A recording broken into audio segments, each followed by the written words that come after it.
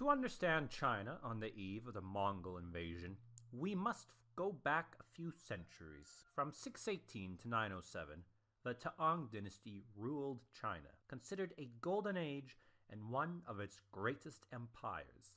In the 750s, however, the empire suffered a vicious civil war it never recovered from, weakening the Tang's central authority, strengthening its military governors, till another civil war in the 880s led to the disintegration of the empire in 907.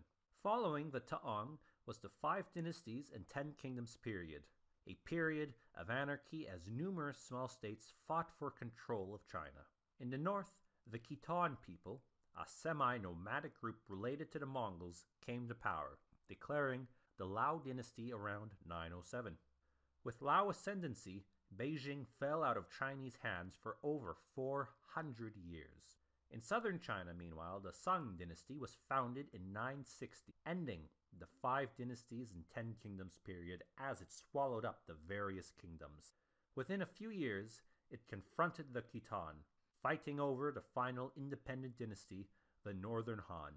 A Sung invasion of the Lao ended in defeat, and for the next 2 centuries Sung and Lao remained neighbors, occasionally going to war, but neither able to defeat the other. At the end of the 10th century, a Tibetan people, the Tangut, began their own kingdom, the Xi Xia Dynasty, in the Gansu corridor.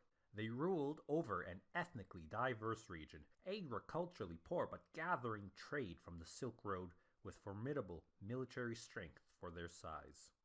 In the 11th century, the Gherkin, tribal confederation from northern Manchuria, had been chafing under Khitan rule. Under their leader Khitai, they invaded the Lao in 1114 and quickly showed their military ability as they crushed the Khitan, who were beset by infighting.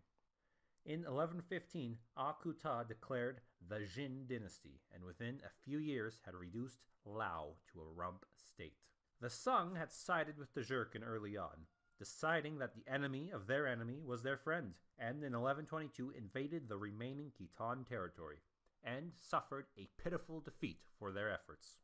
However, that was the Laos' final victory, as their emperor fled to Mongolia, where he met his general Yelu Dashi. Yelu Dashi was quickly angered by the incompetence and delusions of his emperor, who insisted he could still defeat the Jin who now dominated North China. Yelu Dashi declared himself king, and later Gherkin, and with the remaining Khitan warriors fled west to establish the Kara-Khitai Khanate in Kazakhstan in 1130. By 1125, the Jin had captured the Lao emperor, made the Shishya their vassals, extended their influence onto the steppe, and went to war with the Sung, who now faced an enemy even more formidable than the Lao. The Jin pushed the Sung south of the Huai River by 1127, but were never able to press the advantage into southern China, and for the remainder of the century their borders remained set, punctuated by the occasional war. Thus, by 1200, China was split among 3 powers, the Sung, the Jin, and the Shishya. The Sung were the world's largest economic power, with at least 60 million people, a considerable navy, and a massive army, and as ethnically Han Chinese could claim to be the heirs of the Tang.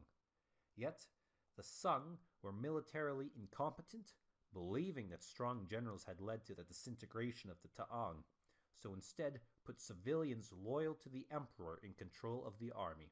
As a result, the Sung always suffered from incompetent generals, a hugely expensive standing army, and an incredibly corrupt and extravagant court with a weak executive leadership. The Jin, by contrast, had a population of around 50 million people, a strong and competent military with excellent cavalry, but suffered from intense corruption and a series of natural disasters, floods, and famines that angered the peasantry. As foreign conquerors, the Gherkin could not claim the loyalty of either the Chinese or the remaining Khitan, and were distracted in 1206 by renewed war with the Sung, while suffering from increasingly incompetent emperors, especially Prince Shao of Wei after 1208. The Shishya had the smallest population of the 3 powers, perhaps 3 million people, made up of Uyghurs, Tibetans, Chinese, Khitans, Turkic groups, and the ruling Tangut. For most of the 12th century, the Tangut had prospered under two long-living emperors,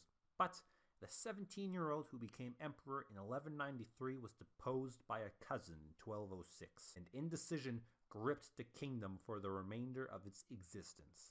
From 1205 onwards, the Xia suffered raids from the emerging Mongol Empire, and Prince Shao of Wei decided not to help his vassal.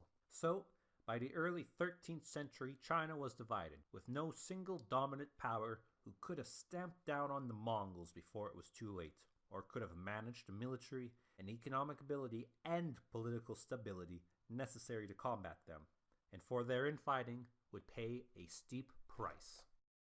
Bum, ba bum, ba bum, ba ba ba ba ba bum, ba bum, ba bum, ba ba ba ba ba bum, ba bum.